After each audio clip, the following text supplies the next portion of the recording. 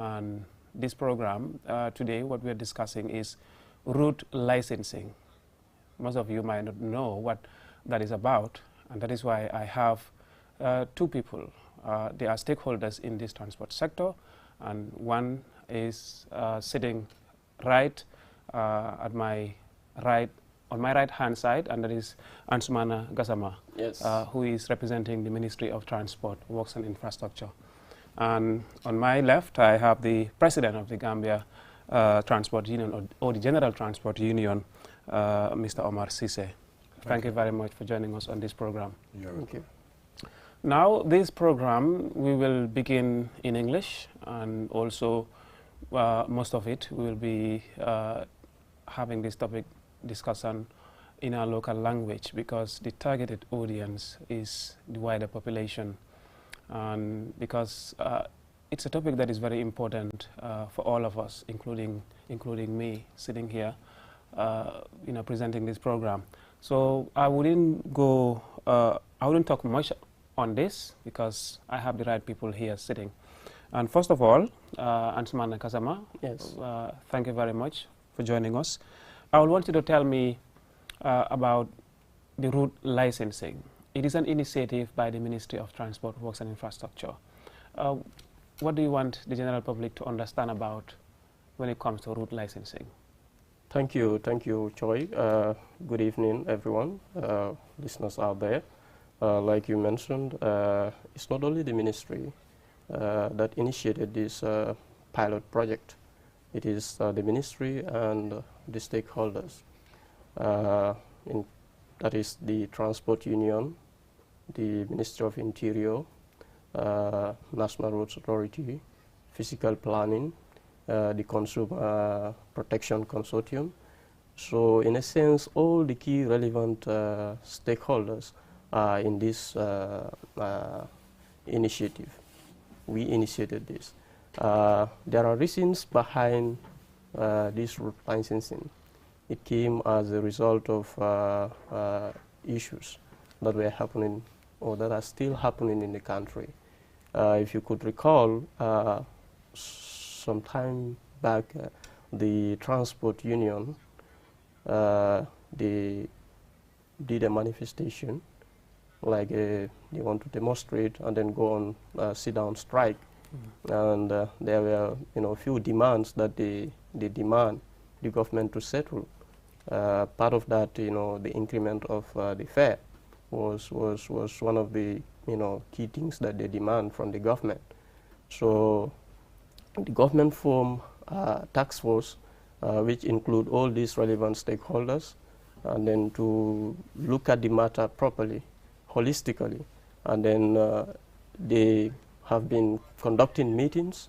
A series of meetings were held, and then eventually, or if I may say finally, we are almost near the completion for implementation. So the government agreed that the fare would be increased, but also there are conditions attached to it, because as we are right now, the sort tripling of the fares, and then also the triple fare that the drivers are charging shouldn't be accepted in an event that the fare increased. So these are some of the things that that's why we introduce the issue of route licensing. Route licensing might be a new thing in the Gambia, but it is happening in other parts of the world. Example like that of Guinea-Bissau and even Morocco. You have vehicles that are licensed to ply a particular route, that is a particular destination. For example, when we say Banjul Westfield, that is a route on its own. So if you register for Westfield Brikama, that's the route you will ply, unless and until you have an emergency, or you are hired to go to, let's say, Turntable, and you're from Brikama, you're going to Turntable, but your registered route is Westfield Brikama.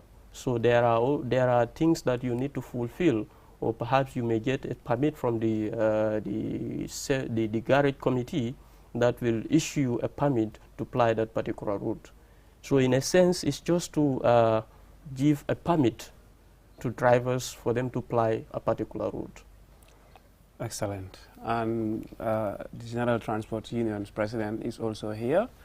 And as you said, it is a result of, you know, a consolidated effort, not only involving the Ministry of Transport, but also stakeholders, which is quite important. And the General Transport Union was also, you know, key in this process, the process of bringing about the pilot phase of the route licensing, you know, initiative. So, Mr. Cisse, we've heard from Mr. Gassama talking about the whole initiative, the rationale behind it. What is your own view about it? You were part of the process of, you know, the meetings discussing about its coming into being. How do you think of it? Yeah, thank you, Mr. Choi. It's very important for this discussion because this is part of our mandate to promote free movement within the Gambia and outside Gambia. If you can recall, a few months ago, 2021, we proposed a sit-down strike to demand a fare increment. Now, according to the law under Section 4 Motor Traffic Act, the union alone cannot increase the transport fare until stakeholders sit on it and discuss and agree on it. So during that discussion, the consumers also raised concern. If we say consumer, we are all consumers.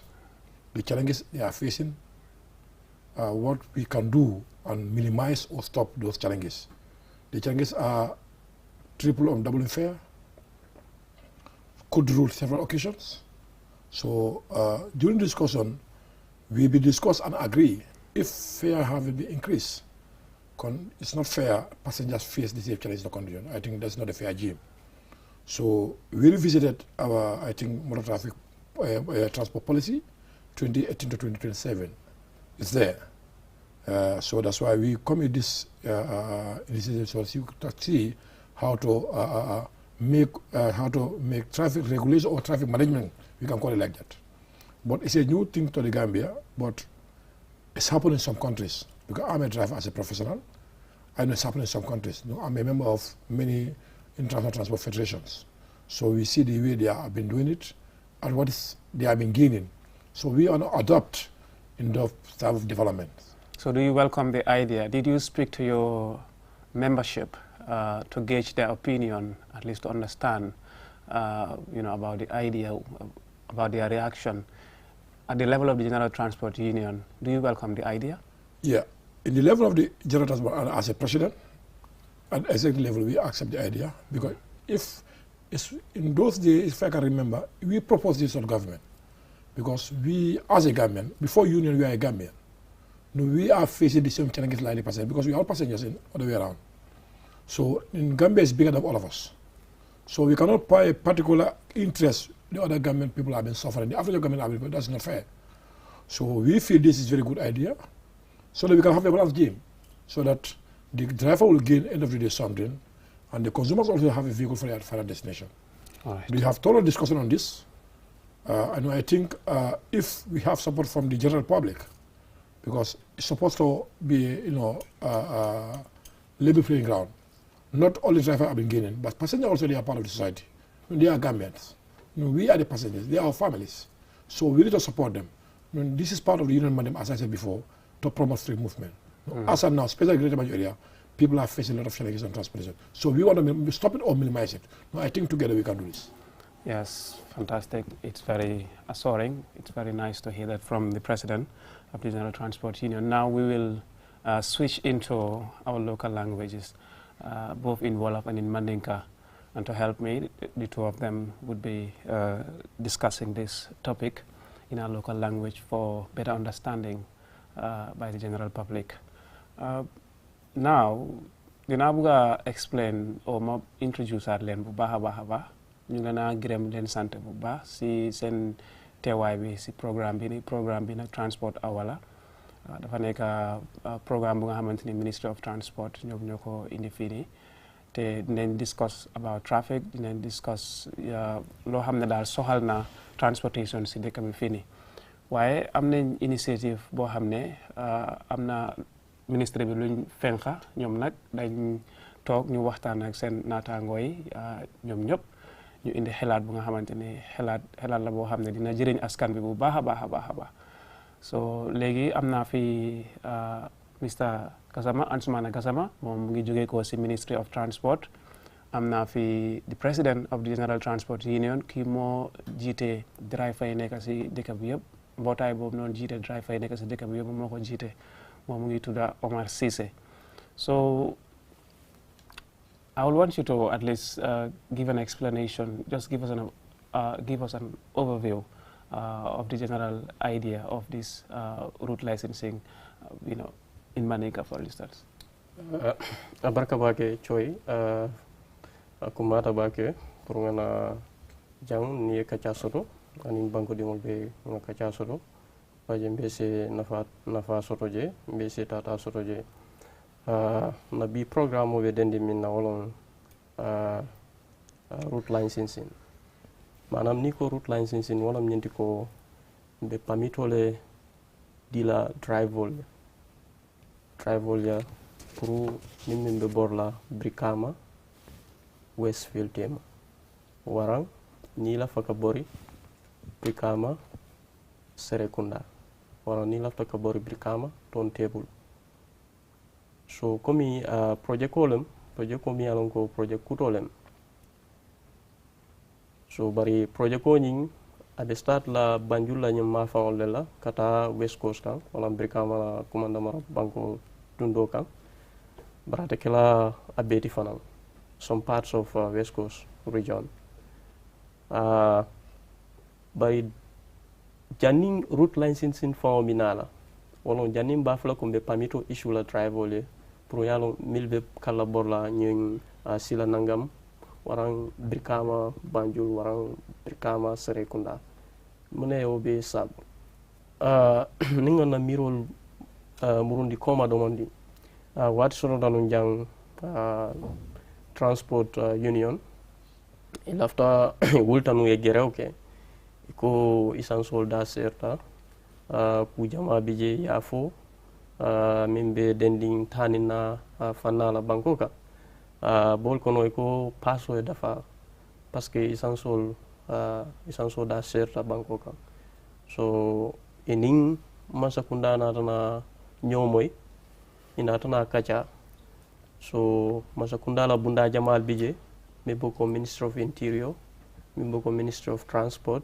ani bunda kote on ani National Roads Authority ani physical planning ani bunda ko ten jamal mi yalon ko bebe kafoñin kono ko kafoñin lo ka jiberke akoñin so o jibero wala be keri nataje ko toñalem bawo isan sola dala fa o mantara masakunda bu ko determine o ka determine addi wol market la bar silambe mune kenola pour nyokana soso kana nyofa drive hole bawo mobe ka doko kenyina kama yebalu ye domo ni soto je ye la balu nyanyin tamin so nabo nyama drive hole se fen soto pasasel fanan e fanan se daha soto je so aboko no wala nyindi ko nganyen pamito pamito mi alon ko ni lafta borla fanna mi nata kala forcete drive hole tele ba jibelo ko nte lafta kabori Brikama Serekunda yena ye register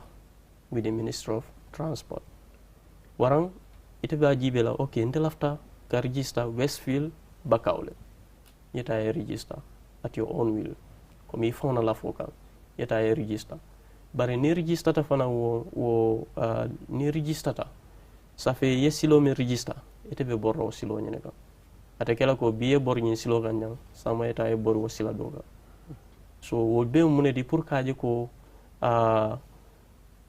pasasel kana bata parce que mulbe yaje min temboro banko kam membe keri pas kuntung sembo warra nin la fatala Brikama ngamoto ta Westfield baflanye ko latrikunda ni futata latrikunda ya fo tabokoro ni futata tabokoro ko lamen ni futata lamen ko Brikama tol bije sa fo busumbala farado so pour ko sifal be stop drive kana bata pasasel fanan kana bata ngaje ko nyimbe kala kuleti mi alan ko akumata nim passol dala fata fanan nyim pass kuntun wo nyanta stop la so a bol kono ase stop no nyami wolon nyim pamito di ka issue pour tanin na sesone amole banko ka bari fanan a bo kono fanan ni ta registrata misalo fe Westfield Brikama fe bari inata luaso soto ilaftata la turntable wala ilaftata la banjul bari ma register oto de sayibita la garage oto ite be garage o mendo o garage committee wala be pamito dilela be pamito min dilela o baytan lela ko ise borno nyi silokan pour ni police o muta ni saboni no nyoto ite kuluro lale ka so abole nyama pour nga ñëw makoylo nga kuwol komi ñanta lola ñami tanin naye sone a banko kan mole safaro yirwa banko yirwa e fanko fanan sa yirwa no banko kan ñami Thank you very much. Thank you very much. Now, the president of the General Transport Union, Omar, bëggoon naa nga explain about the whole idea. Toogoon ngeen waxtaan ba pare nangutoo am na léegi ñu ngi ñëw pour indi jéego yoo xam ne dinañ mën a indi nangutoo boobu noonu pour askan bi jëriñu si léegi bëggoon naa nga explainal suñ mbokk yi déglu about idea bi comme ki nu ko explainer nii ak taxawaaye General Transport Union si lii. jërëjëf Coy am na solo trop muy mbir di route licensing o route permitting soo ko fàttaleeku ay weer si gannaaw union bi bëggoon naa dem dox ñaxtu o toogaay ñaxtu ñu amoon demande ñu defoon si nguur bokkan na ci yokka paas yi bu ko defee ñu waxtaan ak nguur ji si waxtaan boobu ñu d'accord ne dëgg-dëgg paas yi war naa mën a yokk ndax moto lu muy jëfandeku seer nañ ndax loi dafa ne according to Motor Traffic Act under section 4 benn parti rek war sa mën a jóg mu yokka boppam paas o mu yaañoo ko boppam mooy tey union bi kese mënut a yokkal boppam paas o mënut a wàññi boppam paas il faut stakeholders yëpp toog ñu ci am loxo ndu loolu consumers mooy clients yi si lañ bokk ñu def waxtaan boobu ñu assess mbir bi ñu am fuñ d'accord am nguur ji ñu def proposition ñu waxtaan bañ d'accord ndax lu mu teg rek suba ñun ñoo ko fiis during that discussion clients yi tamit mooy clients yi ñu am lu ñoo joytu bañuñ nguur yokkal leen oo ñu yokk a paas as a committee ndax gëm na ne driver Gambien lañ ñoom bés la nekk di def no end of the day war nañ ci mën a am dara loolu d'accord nañ ci ñooñu lu ñu doon fay démba ñu nañ si yokkal lu ñu d'accord ñu continuer di ko fay ndax driver yi tamit mën a am dara end of the day ba ñoo tamit dafa am lu ñoo joytu mooy tey soo demee si kaw tali bi yoon yu bari pour nga am moto buy dem di final destination dafa jar trop especially particularly Brikama ak Westfield o Serekunda o Costa Road Serekunda da nga gis driver bu taxaw Serekunda mu ne la Latrikunda laa yem but leer na la emut foofu Brikama la jëm jamono boobu mënuñ sikki driver ñun union du ne mën a sikk ndax xam na ne su mbuggee jël Brikama directly end of the day duñ si génna mooy duñ si am seen operational cost kon su yokkee paas bi loolu dina deñ kon dina mën a liggéey loo xam ne ni dina am na dara xam na ni du satisfy ba dina am loo xam ne ni di nga mën a yóbbaale kër di nga mën a rek continuer sa business bi but di same time tamit la moo mën a garanti drive passenger bi ne ko moom su duggee moto du mën a wàcce ko fii ndu yàgg naa di wax ne lu waa mooy govern nit ñu si réewu démocratie su lu waa amul rek lu ne waxee mooy dem kon ku mën sa morom da koy duma ñu waxtaan ñu ne kon nañ indi route lancé ne ñun lii bokkoon na suñ xalaat ndax ay driver lañ bi foo balaa ñu nekk place bi nuñ bokkoon nañ si kuréel si àdduna bi si ECOWAS West Africa ECOWAS Africa International yi ITF ñu gis ne ay dëkk yu ko doon doxal benn si Guinée-Bissau fii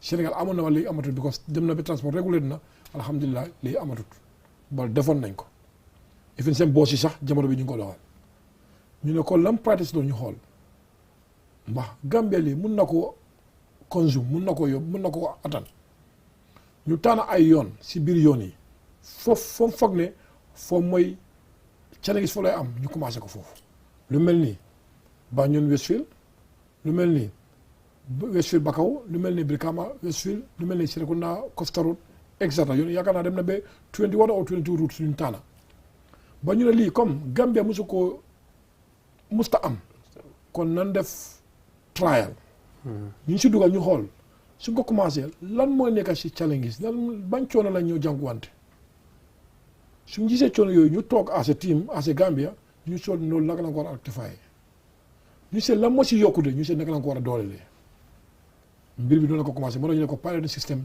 nekkul ne yoon yëpp lay dal parce que lu mu bëgg a indi fii mooy dem bëgg a driver yi mën a am jaama ba di seen time client dañoo am jaama du fi nekk nekkaluñ fi client ba client lañ ndax ñun yëpp ñoo dugg si moto yooyu so dem bëgg a di nga am Gambie boo xam ne nii ku nekk dina am lu mu yéeyoo mu dem jaama ñëw jaama ndax sometimes soo jëlee si yoon bi seeram dafay daw soo si benn fànn mooy fànn driver yi ak fànn passenger si bal dem bëgg a indi loo xam ne xanaa ñëpp mënuñ satisfy ba ne ñu commencé dara ñu xool naka la mën a def moo tax ñu ngee oo ñëpp muy driver muy di client pour ñu jàpp si driver yi maay waxtaan ak ñoom ñu bëri understand nañ ko ba am na xam naa loo xam ne ñoom la di ko understand ba comme trial la ñun as a union dem fi nekk pour aar leen ba di same time Gambia moo ñu ëpp ñun ñëpp general transport yi ne mbootaay si biir Gambia ba su soxla Gambia taxawee rek duñ ci suñ soxla dañoo gis intérêt réew mi duñ bugg ku leen loolu ba du bugg a ñu roy suñu borom suñu yaay ak suñu papa yi moo tax ñu indi lii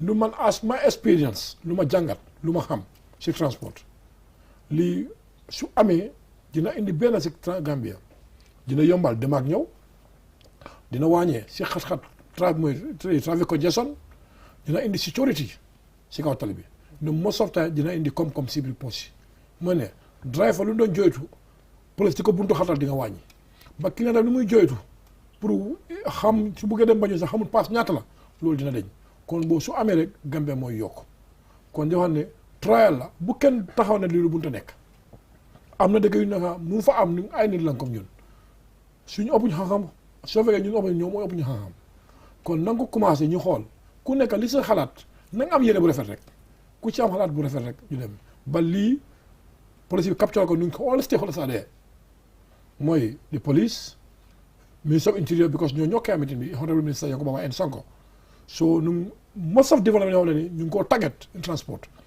dem bugg a change dimension transport bi xam nga people are used to the transport informal sector but together we come from informal to formal mooy ne il faut ñu am regulation il faut ñu am guidelines yi nekkul ne transport di ngay jóg rek dugg si rek lu ne suba nga def ko man d'accord ma as a unionism dama gom ne su nit soo dugg si business dafa am sartal lu lay tënk sa yelleef dafa war a protect ba am nag yelleef keneen dafa war a protect sa société transport il fait stakeholder issue ñun transport su soxee rek réew mi koom-koom dina wàññeeku kon lii mooy yéene bi lii mooy mbébét bi soo ku nekk na xam ne lu mu bëgg a daxalu rek mooy dog paas yi lu mu bëgg a daxalu mooy demaa yomb la yomb nu bokkoon na ci mandate as a union how to promote the free movement kon di wax ne lii mooy mbir bi nañ si jàpp ñun ñëpp ñu commencé ñu xool mbir bi fu mu mujj incha allah. Excellent. It's a good idea. I know the viewers ñoo xam ne ñu ngi nekk di ñu déglu ñooy dinañ kontaan bu baax a baax a baax si xibaar bii nii waaye nit yi lu ñoo bëgg a understand people want to understand, does it include all the vehicles, all? Do you categorize to say maybe the big, the vans, the taxis, does it include, is it inclusive of all the vehicles in the country, targeting a specific area? We will also want to understand when do you intend to roll out the program in local language. Barka bake Mr. Choi. Womu nyininkari kuma balete. Komi nyi route license nying komi kukutalem. Sainom be dunka kono. Subari yemi nyininka wala nyindi fo motol sifa bele daba kono hani. Motol milba kono wala vanolti ani gele ani sprintal. So taxil wal data kono follow. Wal mantaraje. So vanol gele sprintal wole dabe ñu road licensing kono so wala ñenti ko e binalale yena Ministry of Transport nga pamito issue nga pamito safe nga dila stika fana mbiye mba tampla moto wala min baytanda ko ite ka Brikama Serekunda le bor wala ite ka Brikama Westfield le bor so wol be bijele milialon ko faydo wol be prokiole donc ngol be parendile wol be lorinjele saying programme o nyimba launch la nadiata alay next month committee ñin d'accord ta wala follow in April programme o ñi launch la wala bari fanan na be launch la nim passo la fada nim mi man son wala de iteta pass la fa ñi to enjoy la ni man son komi ye ina ye pamito ye pamito ta ministry bulu ye register oto nim passo be la fa le to enjoy la anu polisol dabi jele komi Omar ya fo nyami Minister of Interior bawo tele mata banko kono security la dabi jele bebe ñin kafo ñin kono le Transport Union wol fana dabe kafo ñin kono le Minister of Transport wol fana dabe kafo ñin kono Consumer Protection Consortium mi dalon ko be e ka jibero ke faydo munafam balla fannala wol fana be dabe kafo ñin kono so ro nyanta ñimu kulati mi an ko mo bela da hale bije pour nga muta ñofe nga banko do ku ete do soto ñi don fana do soto kana bata ño kana sosofa soso kana ñofa. You know, next month is right at the corner, soon, very soon, in less than a week or a week so. Next month, you know, will be experiencing next month. So maybe people will want to understand. Hence, it is very soon that this is going to be launched. Yes. Have drivers started applying for the licensing to come and then start application? When do they have to start applying? Kamen ñin ka wala ñinti ko wat jumalem driver ba start la kana ka apply pour kana ka permit ñin soto. Wobi kala le ñaato domoni mbe kibaro janjandi la press release pour ka driver commandi ibinala register waran ba jibe kane fana natra sekeno fo telephone be wulla ngata driver tare la garage oto ñe register wol bebe kol kono mi yalan ko ba jibe kam bari na diara lay next month be la fila ka launch inshallah. Before we open the lines, we will allow our viewers to also contribute in this program, because as consumers we are also part and parcel in this dialogue. So we will open the lines for you to call and participate. But before we do that, I will want you to explain, because it's important for people to understand which vehicles are included in this new initiative of route licensing. jërëjëf Thioye route licensing xam nga dañ ne passenger vehicles ba nekkul ne passenger vehicle yëpp la am na ñoo xam ne da nga am exemptions lu mel ni town taxi mooy dis yellow taxis loolu bokkuñ ci ak lu mel ni boos yi but after loolu moto yëpp a ci bokk comme ni nga ko waxee luñ ci bëgg a mbébét rek mooy yombal dem ak ñëw yombal kaaraange ak gis na ne driver mën a am dara client mën a am dara ñun comité bi waxtaan na ba d'accord xañ na bëgguñ jiitu gars yi rek bon yaakaar naa dem na ba d'accord ci bés bon yaakaar ñu ngi ko seexal ñoom dina génne press release kon nag suñu joxoon doole dina ko wax ba du ko ñemee wax ba d'accord nañ ci wax dina ko publish nguur ji dina ko publish xam drive bu nekk soo ko buggee noo ko bugg ak ban kayit nga soxla pour nga am na lii noonu d'accord na mais permit bi is free of charge asat naaw amul fay dañ solo sa detail si ñu jola permit bi ñu jola sticker buy wane ne ku ko gis moto bi xam ne moto bi de auto Costa Road la auto Costa Road nag bu ta taxaw Westfield mu ne laata ko na laa yem nu lu mu fas yéene mooy ne weer buy ñëw lambir di commencé du ñeme wax bis tamit ndax boo tamit gars yi dina ko publish bal dina ko launch ñun suñ koy launch na suy commencé pour doxal bis boobu la pass bu yees bu ñu d'accord ak nguur ji la ñu ànd. Effective, okay. So effective is not yet effective. No. Okay.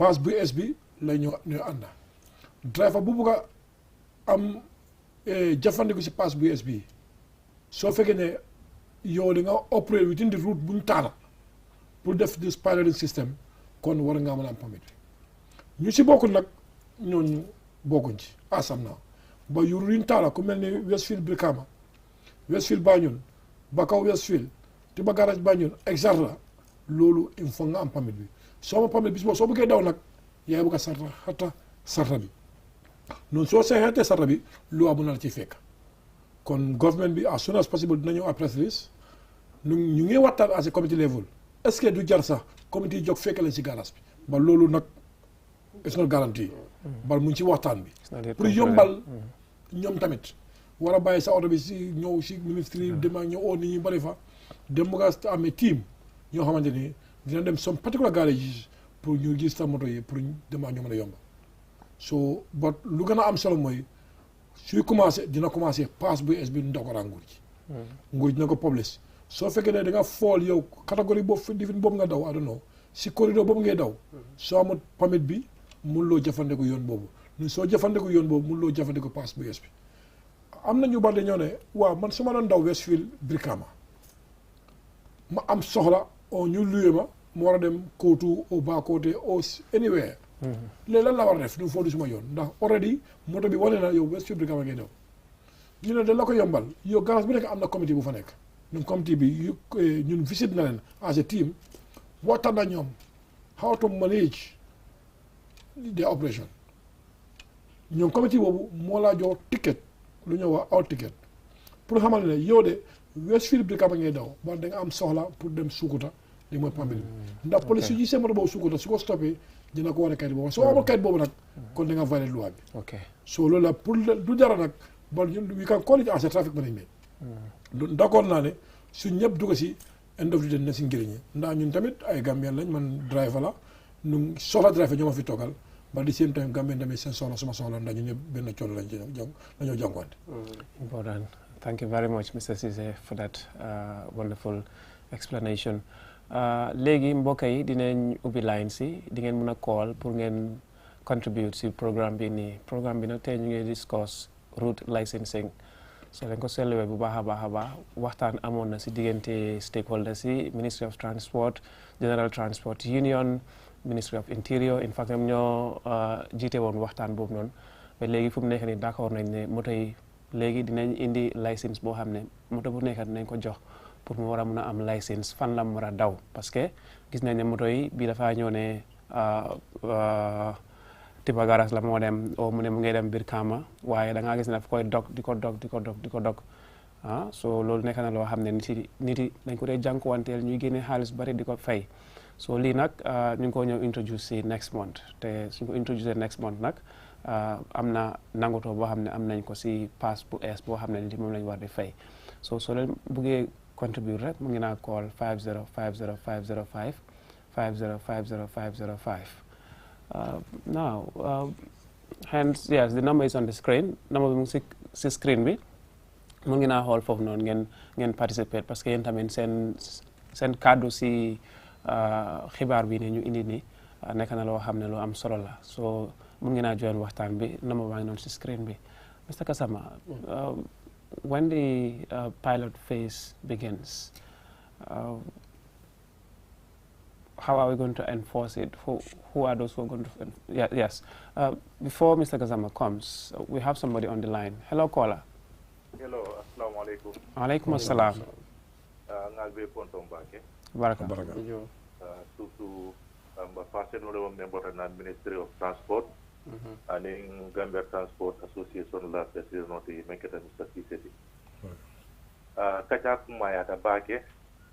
Bare ngamira ni route amba lansin pinning na mo janta molba associate la bake la ni la mor la siata ji. Flanja wonga me so be haribi wasila menna. Kantu kumo kono ya fele ko nyin yellow and green taxi mtaman taraje. Bania jibi ba ke fanan ni yellow and green taxis ñu leen di major problem because ñin taxi itolle ka ita from Sukuta turntable ikoy ko Sukuta yebo Sukuta iko amba tipa garage ni bota tipa garage iko Serakunda so tamba lansiro nanyanta dila route lansin anyanta moto bele cover so long as passenger moto le be cover wala be passenger handila sen fang regle no and ye tax soto baraka me ya long pa ba itan la ko be ta ko nyame ni moto abe bolla tipa garage ni janne te ba ni be bolla janne tem ibada ni pakaso be ta ko ndale ta wala mbe nyo batandi la je bara ni ko va non len spiritual and well, it's not helping us. Woman to market, new taxi yellow and you like the major problem thing in Party La Paz. Thank you very much. Abaraka.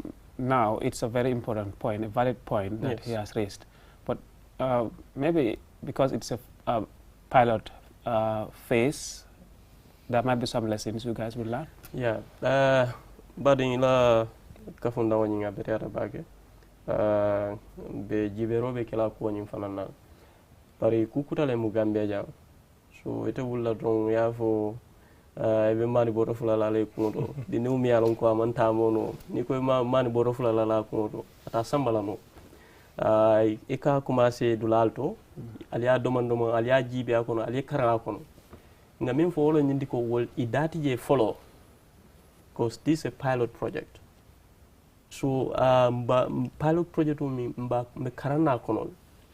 Then nim karanta kono, if it goes successfully, then we will extend it to other parts of the country. And then ba jibela fanang motodol fanang dasi dunno je nyaaj. Ka jiko ka transport sector ning ka regularize,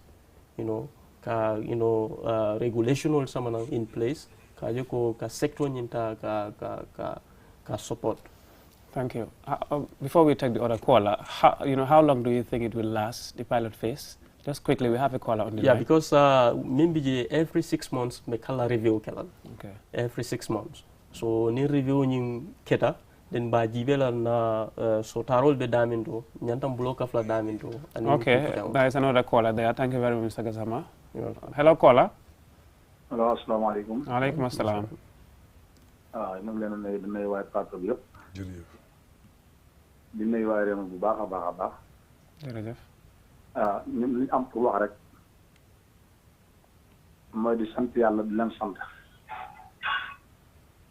loolu sax coste yi nga xam ne ñoom ñoo dugg si moto yi sonn nañ lool si wàllu phase.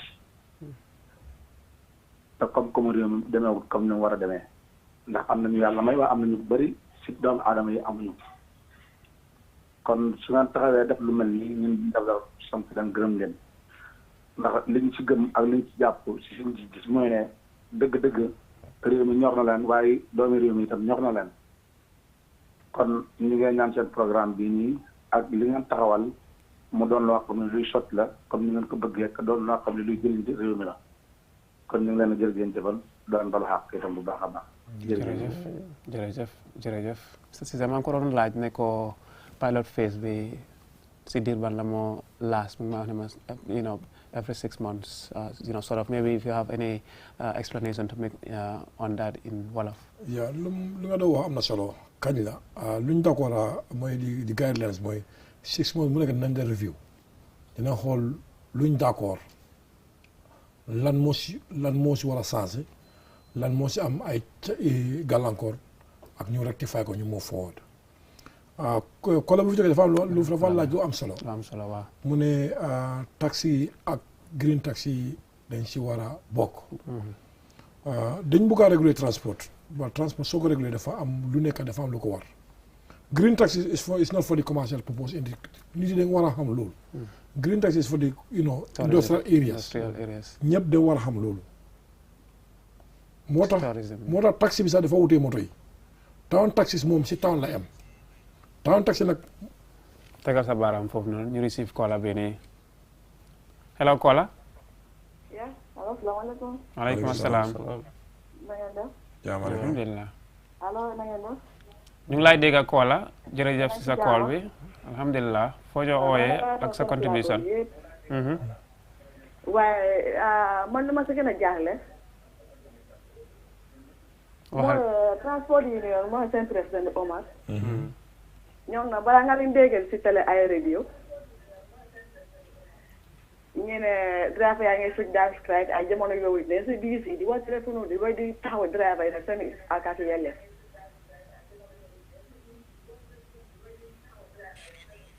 waxal rek ñu lay dégga waaye déglu ñu sa right now mobile bul déglu askan télé wi bi dañuy nekk di sono di jafe-jafe transport amatul contrôle bu déglu télé bi. waaw Kola yaa ngi déglu télé bi déglul si sa mobile bi pour jokkoo bi mun a amatul contrôle ministre transport fan la gars yi nekk ak commencé si ak gars mi fan la ñu nekk jërëjëf soo li si jafe-jafe si nekk si dëkk nga nekk si njiit all du west ba ngay nekk di génn lii mooy problème lii moo tax lii mu ngi am lii moo tax lii mu ngi dafa la askan seen xel jërëjëf waaye ministre du wax président du wax léegoo léeg ko saroto bee saraku na day lay way $50 soo ko fayoo doo dem soo léegoo léegi na la $25 soo nga xëy nga liggéey suba ba 5 o'clock nga war a wàcca nga war a surabul ba 8 o'clock yaay si trafic bi mënuloo am fooy awee moo tax du am jërëjëf ñu ne di wax $15 ñu ne di wax 25 ñu ne di wax 50 soo lii man dama jóge mooy egg si 35 years waaye before musuma gis li si dëkk bi maa ngi ko soog a gis si 3 years bi diggante 3 years bi laa gis si dëkk bi government du wax ministre du wax transport union du wax kenn xamul lu xew kenn xamul fan la ñooy jëm jërëjëf Kola jërëjëf gars yi dinañ la tontu jërëjëf léegi dinaa ñëw si Mr Gassama first bi dañ ko mën a tontu dama bëgg a jégali si kàlle comme doo wax mooy town taxis yi town taxis pour town la pour nit yu understand ko town taxi su buggee daw Brikama Westfield $18 du ci am dara moo tax ñu catégorisé asi town taxi dafa utee moto buy daw distance pour client tamit xamee loolu and green taxis du pour commercial transport for the industrial area la loolu moo tax always anywhere dañuy am special treatment town trip la or from Johnson ba Johnson awar soyema bal ñi nag dañoo am destination jërëjëf yow la am pour tontu si kooku barka baake ay min fo wala ñindi ko ñin ko bebe kerim banko kan transport union bukati am ministry bukati am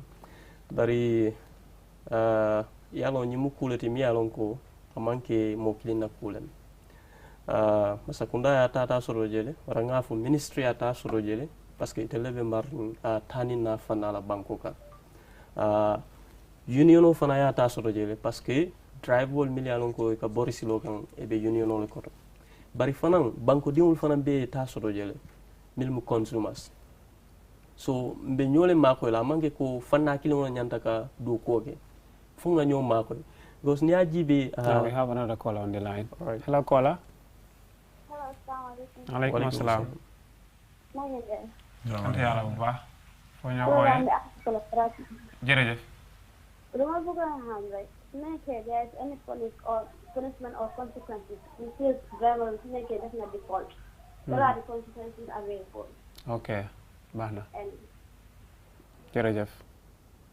ok waaw comme mbe min fo kan dron mo be tatale soto je fo nga ñoo ma koy lan bari sometimes a jahalo ka wala e kaje driver na a fu ko mitala Westfield ka bota boko to kara Westfield a for $25 ni iman son tunna dolbi yemi alon ko ka dun ko ontem pasodi why not mo be ke kankino mo be d'accord ya report to the police because me man official fairty near mall charge it's not right it's not right. Okay, another question. You're bringing a new initiative to be implemented, but enforcement is important. Would there be any punishment? That's the question of the caller right now. Of course, there will be. There will be punishment. Okay, maybe you can explain that in our... There will be punishment. Coming for the one in the co, for Kuluro Betarajel, coming more million man comply. Million ko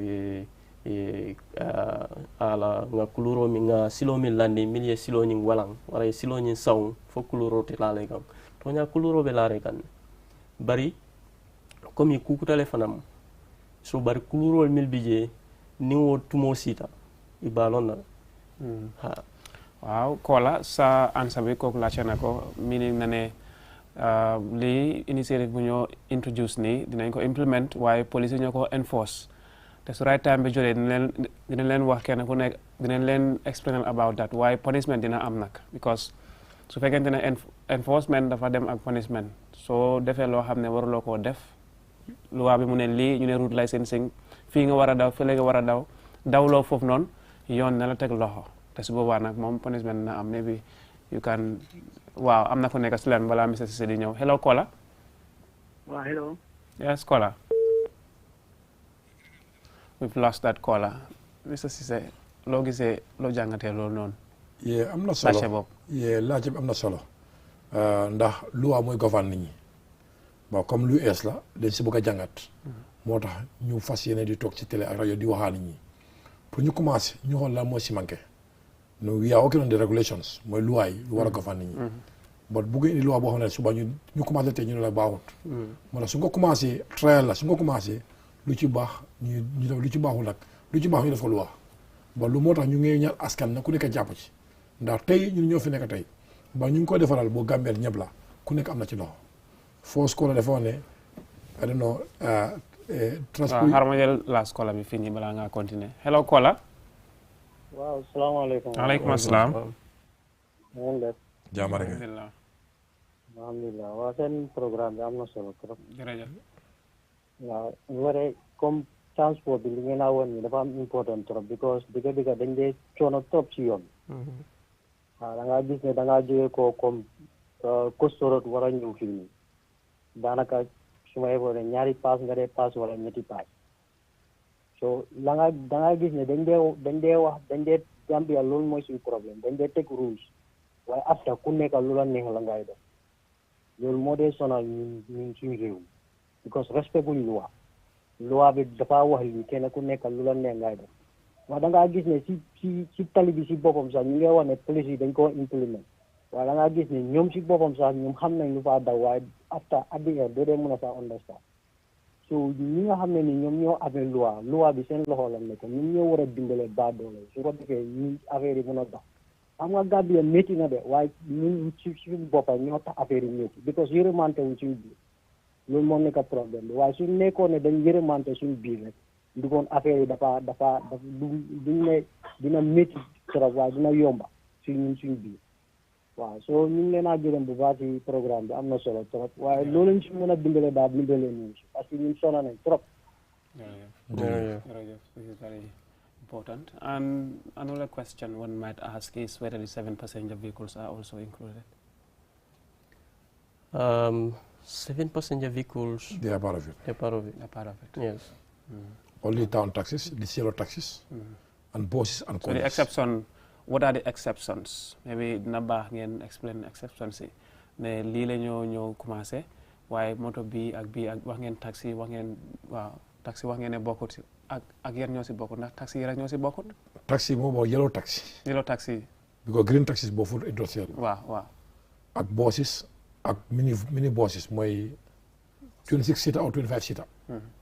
because ñoo xam ne ni ñu opéré ak moto yu daw rural areas. ñoo xamante ne bokkuñ si yoon yuñ taana ñun tamit bokkuñ ci ba yoon yuñ taana ku ciy daw foofu war nga am li starting am koola lu ndaw wax mooy nguur ne ko di wax yu ne ba léegi ñu ngi wax yaakaar naa loolu yokkute la daanuñ wax ba léegi ñu ngi wax daanuñ jëf léegi ñu ngi jëf man de suma taxawaay mooy benn mooy tey mooy ma taxaw yëleef soo driver ma tax ma aar ko loolu duma ko delloo gannaaw loo moo xam ne dafay buntu xatal driver yi duma ko seetaan ku koy def dinaa jàkkaarloo yow ba su lu ñëw moo xam ne njëriñ Gambien la muy Gambien si dinaa ko dooleel dinaa ko support ndax bokkal na si suma mandate ndax lu ma am doole ñoo Gambien ñoo bopp doole soo duma indi loo xam ne dafay loolu Gambien yëpp duma ko def nguur lu mu indi mu doon lu baax si réew mi dinaa si bokk dinaa si waxtaan sama njaboot bi pour ñu understand ne di Gambia si bigger than all of us. waaw yow soo waree jàppale nguur pour si programme bi ñu war a ñëw introduce route licensing bi nii naka nga leen siy jàppale xam naa ne d'accord nga si waaye jàppale bi tamit il faut que stakeholders yi yëpp ñu ñëw booloo teg seen loxo ñu meg ne mu dox. yow sa rôle lan la moo nekk. suma rôle mooy waxaa suma njaboot mooy driver yi ñu understand lan because mun ngaa dégg ba xamoo lan moo nekk lan mooy motive behind pour ñu understand because driver bu fi nekk sa yaay ak sa papa ak suma yaay ak sa papa ñu ngi si kaw tali bi ñoom bëgguñu jànkuwante coono boobu ñun coono boobu soo ko bëggul jànkuwante il faut indi luwaay and the same time pour waxaa ñoom I think the ministry can be a witness bu ñu commencé lii dem naa garage yu bari every day may suma fo di waxaa ñoom I will say this loud and clear driver understand nga passenger si kay client yi ñu understand ak leen na bëgg nañ ko active si lii nekkul ne moto si xam naa boobu si future plan la fu nekkaan da ngay waa jële moto nga wàcce fa moto dina am destination yoo xam ne moto foofu la laa jëlee fa la laa wàcce nekkul ne wàcce ma fii may ma fii may moo fii mu wàcce fii because loolu bokk na lu gën a mën a traffic congestion and the same time lu ñoo ñax driver client yi mooy su moto taxawee bu doon Costa Road please nañ organise suñu boppa ñu rang ñu dugg si moto bi ba moto bi taxaw di buuxante di jaay sa palanteer yi nañ mel ni comme students yi gis naa school boo si ni mel fii su taxawee ku nekk day taxaw kii duga at least il faut ñu organise suñu boppa am na ku ne driver dañoo caaj lu ne yow xam nga pass lu muy jar xam nga official fare bi ku la caaj loolu si yow la ne. Thank you very much, and I want you to tell me, because it's a good initiative, but we don't have garages around.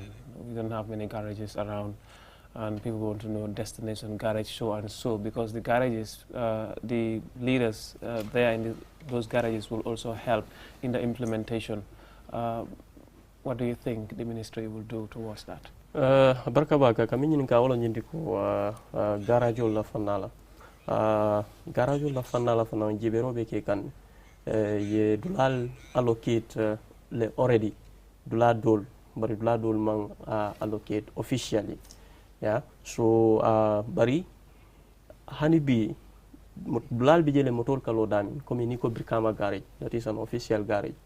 Ni nata turntable fanang ye garage soroje is a temporal garage. Ni nata even Serekunda, you have Brikam garage in Serekunda. So we will use those things. Bo garage will be muna fana wala la sign them fo jani ba fla ko wato min be garage will fana na ko ni finalize la. Bari diamo be keri ne doko be keri garage will fana na final. Omar sa as a witness no wala as a witness ko ya allocation wal kele fana dolla. Garage the transport union. In 30 seconds, your closing remarks. Okay, be molbe kontona, be bango de molbe kontona. Ni mukule de mialon ko wrong pour kanyo da handilo. Driveful kana bata, banko de fanang kana bata pour tanin nasi sonia banko kan fongo safaro fanan se yirwa banko kan ani molse balo se sonia banko kan. Ala barka bake. In 30 seconds. Jërëjëf di nuyu ñëpp. Di nuyu suma driver yi xamal ne lu indi lu ees nii lu baax si ñun la ndax jàngal nañ si xam na lu ci nekk lu ñu bëgg a si nekk ngeen coopérate ku si am challenges ñëwal si sa union bi lu sa complaint dina make sure ne soo fekkee ne lu war a mën a am la mu am ba di same time di gërëm Gambia government ndax suñ demande si ñu defoon daanaka yu bari saafara nañ ko lii la si mbébét lii la si bëgg di gërëm ci TV ci radio si yow good job ak liggéey bu nekk leef si réew bi.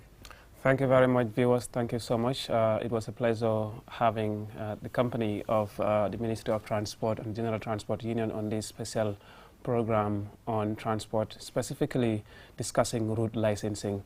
And we thank you so much for your listening, and we hope that this initiative will serve its purpose. Thank you very much. Until next time, bye-bye.